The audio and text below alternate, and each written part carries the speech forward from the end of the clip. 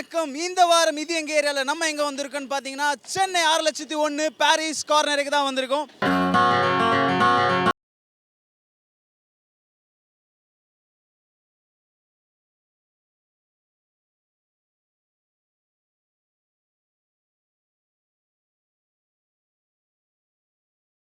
சென்னையில் எவ்வளோ shopping centres வந்தாலும் பாரிஸ்ன்ட்டு ஒரு முக்கியமான இடமாவே இருக்குங்க. இந்த இடத்துக்கு பாரிஸ் அப்படின்னு எப்படி பேர் வந்ததுன்னா 1787 தாமஸ் பாரி அப்படின்னு சொல்கிறவர் அவரோட ஃபர்ஸ்ட் கம்பெனியை, அவர் ஒரு மர்ச்சன்ட், அவரோட ஃபர்ஸ்ட் கம்பெனியை வந்து இங்கே ஸ்டார்ட் அப் பண்ணியிருக்காரு. அதுக்கு அப்புறத்துலேருந்து இந்த பேருக்கு பாரிஸ் அப்படின்னு பேர் வந்திருக்கு. பாரிஸ் கார்னர் அப்படின்னு இங்கே வந்து எல்லாராலும் இப்போ செல்லமாக அழைக்கப்பட்டு இருக்கு. இங்கே கிட்டத்தட்ட பார்த்தீங்கன்னா ரொம்ப பிஸியஸ்ட் ஸ்ட்ரீட்டு, ஒரு 25க்கும் மேலே பிஸியஸ்ட் ஸ்ட்ரீட் இருக்குங்க. இப்போ நீங்கள் பார்த்தாலே தெரியும், எனக்கு பின்னாடி இருக்குது தான் வந்து சென்னை மெட்ராஸ் ஹைகோர்ட் அப்படின்னே சொல்லலாம். இந்த மெட்ராஸ் ஹைகோர்ட் 26 ஜூன் 1862 பில்ட் பண்ணியிருக்காங்க. கிட்டத்தட்ட ஏஷியாவிலே one of the largest court அப்படின்னே சொல்லாங்க. இன்னும் இங்கே பார்த்தீங்கன்னா ஏகப்பட்ட மக்கள் தினமும் வருகை தராங்க. அப்படியே பாரிஸ் கார்னர் பார்த்தீங்கன்னு வச்சுக்கோங்களேன், நம்ம எல்லாருக்குமே மனசுக்குள்ள கலர்ஃபுல்லான நிறைய பட்டாம்பூச்சிகள் பறக்கும் அப்படின்னே சொல்லலாம். இப்போ பாரிஸில் இருக்கிற முக்கியமான பிளேசஸ்க்கெலாம் போக போகிறோம், ஷாப்ஸ்லாம் போக போகிறோம். வாங்க நிகழ்ச்சிக்குள்ளே போகலாம்.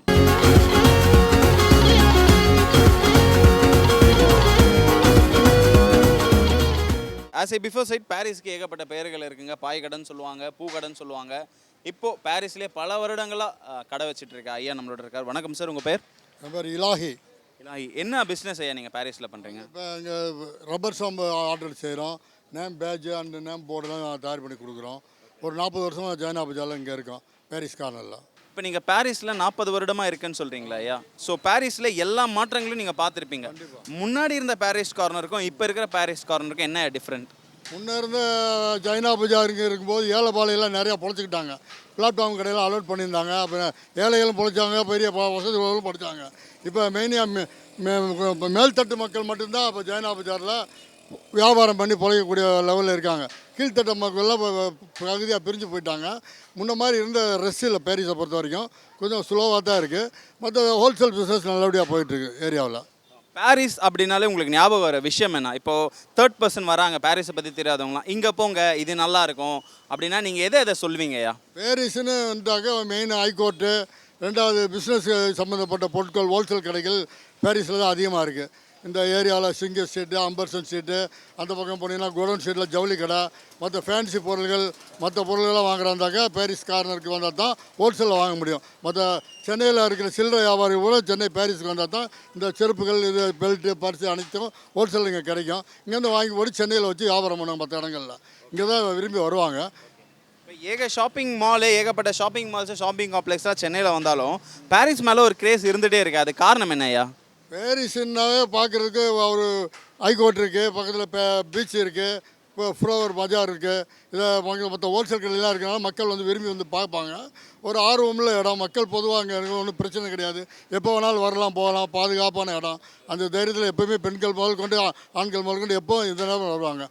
சிறப்பான இடம் பாரிஸ் கார்னர் பொறுத்த வரைக்கும். இது எங்கள் ஏரியா பாரிஸ்.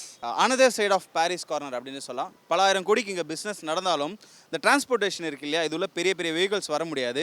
இங்கே ஃபுல்லாக மீன்பாடி வண்டிகளும் இந்த மாதிரி ட்ரை சைக்கிள்ஸும் தான் வந்து லோட்ஸ்லாம் சப்ளை பண்ணிகிட்ருக்கு பல ஆண்டு காலமாக. ஸோ அந்த மாதிரி லோட் சப்ளை பண்ணுற டிரான்ஸ்போர்ட்டர்ஸ் நம்மளோட இருக்காங்க. அண்ணா வணக்கம்ண்ணா, உங்கள் பேர்? வினோத்குமார். ஓகேண்ணா, நீங்கள் என்னண்ணா பண்ணுறீங்க பாரிஸில்? இங்கே இந்த எல்லா கடையிலும் நாங்கள் தான் லோடிங் பண்ண, அன்லோடிங், வர்ற வண்டி இறக்குறது போகிறது எல்லாம் நாங்கள் தான் லோடிங்லாம் பண்ணுவோம். எவ்வளோ ஈஸியாக இருக்கா இல்லை கஷ்டமாக இருக்காண்ணா? கஷ்டப்பட்டால் தான். எதுவுமே ஈஸிலாம் சொல்ல முடியாது. 2ஆம் மாடி 3ஆம் மாடிலாம் நாங்கள் தான் தூக்கி நேரணும். எதுவுமே ஈஸி இல்லை, எல்லாமே கஷ்டம்தான். உங்களுக்கு பாரிஸ் கார்னரை எவ்வளோ பிடிக்கும்? பிறந்து வளர்ந்ததெல்லாம் இங்கே தான். இதே எங்களுக்கு ரொம்ப பிடிக்கும். வட சென்னை தான் எங்களுக்கு ரொம்ப பிடிக்கும். பாரிஸ்க்கு உங்களுக்கு உண்டான அந்த காதல் எப்படின்னா? இங்கேயே லவ் பண்ணி, இங்கேயே கல்யாணம் பண்ணி, இங்கே தான் எங்கள் வீடு. நாங்கள் இங்கே தான் இருக்கிறோம். இதுதான் உங்கள் வீடா? எங்கள் வீடு, நாங்கள் இங்கே தான் இருக்கிறோம். ஓகேண்ணா. இப்போ உங்களுக்கு வேறு ஏதாச்சும் உதவிகள் வருதானே? கொடுப்பாங்க. இந்த கட்சிக்காரங்க எதனா வந்து மழை வரப்போ அவங்க எதனா கொடுத்து எங்களுக்கு உதவுவாங்க. நாங்கள் அவங்களுக்கு பக்கபலமாக இருப்போம். அவங்க தான் எங்களுக்கு உதவி பண்ணுறதுலாம். ஆனால் இப்போ நீங்கள் இங்கே தான் பிறந்து வளர்ந்தேன்னு சொன்னீங்க. இப்போ பாரிஸ்க்கு ஒரு தேர்ட் பர்சன் ஏரியா பற்றி தெரியாதவங்க வராங்கன்னு வச்சுக்கோங்க, இங்கே போப்பா இது நல்லாயிருக்கும், இங்கே போனால் இது கிடைக்கும் அப்படின்னு சொல்லுவீங்கன்னா எதுனா நீங்கள் சொல்லுவீங்க? அவங்க எந்த பொருளுக்காரனா அது தகுந்த இடத்துக்கு நாங்கள் அனுப்பிச்சி விட்ருவோம். ஒரு நல்ல ஒரு பிரியாணி சாப்பிட்ணுன்னா புளியாந்தோப்பு போங்க அப்படின்னுவேன். ஓகே.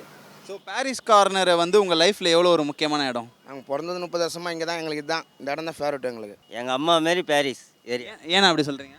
அவ்வளோ லவ் பண்ணுறோம். பாரிஸ்னாலே உங்களுக்கு ஒரு நிறைய விஷயம் சொல்லிடுறேன். உங்களுக்கு ஞாபகம் வர விஷயம் என்ன? பாரிஸ்னால் ஹைகோர்ட்டு, அது ரொம்ப பிடிக்கும். ஏகப்பட்ட கடைகள் வந்துச்சு சென்னை ஃபுல்லாக, இருந்தாலும் பாரிஸ் மேலே ஒரு காதல் இருந்துகிட்டே இருக்கு. அது ஏன்னா எங்களுக்கு பணம் காசு பொருள் இடம் எந்த டைம் இருந்தாலும் நாங்கள் 10 ரூபா சம்பாதிக்கிற இடம் இந்த இடம். அதனால எங்களுக்கு இந்த இடம் ரொம்ப பிடிக்கும். இது எங்கள் ஏரியா. இது எங்கள் ஏரியா. பின்னாடி பார்த்தீங்கனாலே உங்களுக்கு தெரிஞ்சிருக்கும் இவங்களோட அன்பும் காதலும். இவங்களோட வீடுலாம் இதுதாங்க. பாரிஸில் ஒன் ஆஃப் தி மெயின் ஹீரோஸ்னால் வந்து அது நம்ம பிரதர் தான். Thank you so much.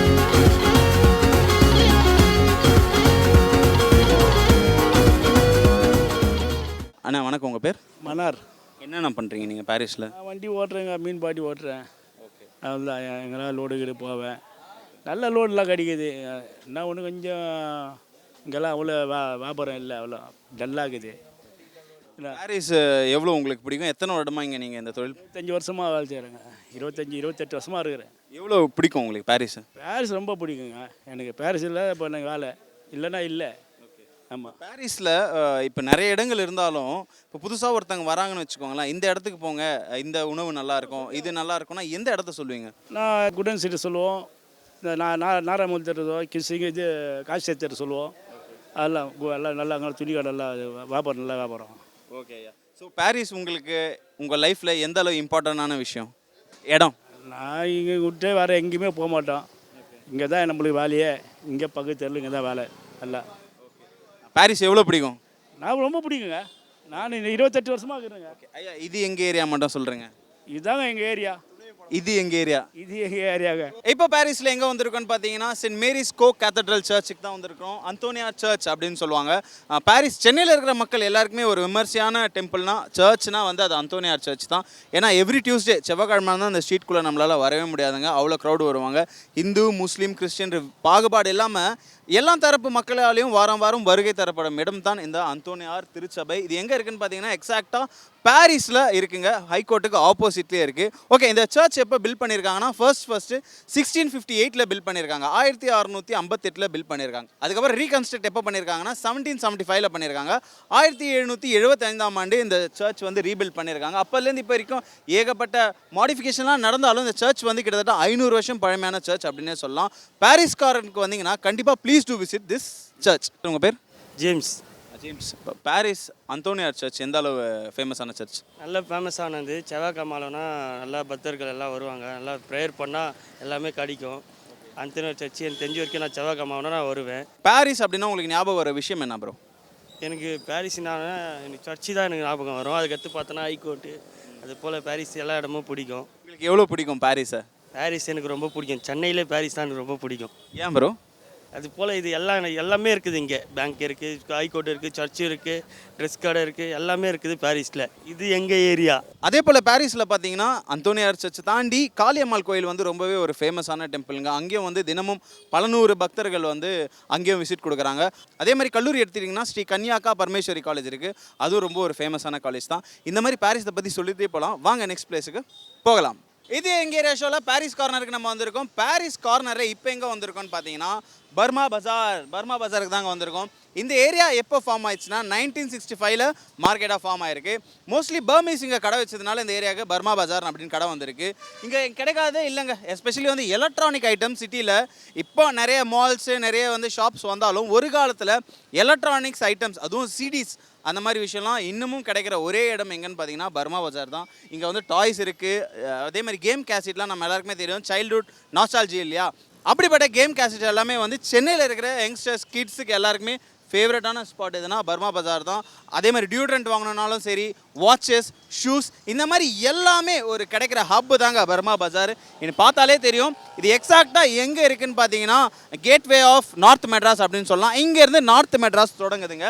And beach ஸ்டேஷனுக்கு அப்படியே ரைட் பிஹைண்டில் தான் இருக்குது பர்மா பஜார். பாரிஸ் கார்னரோட ஒன் ஆஃப் தி கார்னர் தான் வந்து இந்த பர்மா பஜாருங்க. ஸோ இங்கேயும் நிறைய பீப்புள் கிட்ட நம்ம பேச போகிறோம். வாங்க போய் பார்க்கலாம். வணக்கம், உங்கள் பேர்? என் பேர் முகமது அலி. எத்தனை வருடமாக நீங்கள் பர்மா பஜாரில் கடை வச்சுருக்கீங்க? 5 வருஷமாக கடை வச்சுருக்கேன். என்ன ஃபேமஸ் பாரிஸ்னாலே? பாரிஸ்னால ஃபாரின் ஐட்டங்களுக்கு பாரிஸ் பர்மா பஜார்னால ஃபேமஸ்ஸு. எப்போ ஒரு காலத்தில் வந்து பர்மா பஜார் தான் நம்பியிருந்தாங்க நிறையா பேர். இந்த பொருள்லாம் வாங்கினா பர்மா பஜாரில் தான் கிடைக்கும். அதனால் வந்து பர்மா பஜாருங்க அவ்வளோ ஃபேமஸுங்க. இப்போ புது பொருள்லாம் வித்தியாசமான பொருள்லாம் பர்மா பஜாரில் கிடைக்கும். இப்போது பாரிஸில் நிறைய இடங்கள் இருந்தாலும் மக்கள் வந்து ஒரு செட் ஆஃப் பீப்புள் எலக்ட்ரானிக்ஸ் ஐட்டம்ஸ்னால் வந்து அதுவும் இந்த வாட்ச்சு, ஷூ, சிடி மாதிரினா பர்மா பஜார் போயிடுங்க அப்படின்னு சொல்கிறாங்க. அதுக்கான காரணம் என்ன சார்? இப்போ சிடி அது மாதிரி முன்ன மாதிரி கிடையாது, இப்போ எவ்வளோ குறைஞ்சிருச்சு. மற்றபடி ஃபாரின் பொருள் இந்த மாதிரி எலக்ட்ரானிக் ஐட்டம்னா பர்மா பஜாரில் ரேட்டு கம்மியாக கிடைக்குன்னு வர்றாங்க. ஆன்லைனில் பார்க்குறாங்க, அதை பார்த்துட்டு இங்கே வந்து விலை கம்மியில் வாங்கிட்டு போகிறாங்க. இந்த பகுதிக்கு ஏன் சார் பர்மா பஜார் அப்படின்னு பெயர் வந்தது? பர்மாவிலேருந்து அகதிகளாக வந்தாங்க பாருங்கள், ஒரு 40 வருஷத்துக்கு முன்னாடி அவங்களுக்கு இது கொடுத்தது பர்மா பஜார். அகதிகளாக வந்தவங்களுக்கு வந்து அந்த கவர்மெண்ட் இருக்கும்போது இது பர்மா பஜாருக்கு கடைகளை ஒதுக்கி கொடுத்தாங்க பர்மாவிலேருந்து வந்தவங்களுக்கு.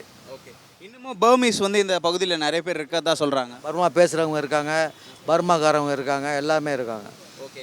இப்போது டெய்லி எவ்வளோ கஸ்டமர்ஸ் அப்ராக்சிமேட்டாக நம்ம பஜாரை யூஸ் பண்ணுறாங்க? ஒரு நாள் ஃபுல்லானா உங்களுக்கு ஒரு ஆயிரக்கணக்கான பேர் வருவாங்க. ஒரு 1000-2000 பேர் வருவாங்க. வருவாங்க, ஜாமான் வேணுங்கிற ஜாமான் வாங்கிட்டு போவாங்க. டாய்ஸு, டெடி பீரு அந்த மாதிரி வாங்கிட்டு போவாங்க நிறைய பேர். பாரிஸ்னாலே உங்களுக்கு ஞாபகம் வர விஷயம் என்ன ஐயா? பேரிச்சினாலும் நாங்கள் இத்தனை வருஷமாக இதே இடத்துல காற்று கிடக்கிறோம், அவ்வளோதான், வேறு ஒன்றும் கிடையாது. அப்போ இருந்த பாரிஸ்க்கும் இப்போ இருக்கிற பாரிஸ்க்கும் என்ன டிஃப்ரெண்ட்? வந்து அவ்வளோது கூட்டமாக இருக்கும் பஜார்லாம். இப்போ நிறைய இடங்களில் கடைகள் விழுந்ததுனால எங்களுக்கு வியாபாரம் கொஞ்சம் பாதிப்பு.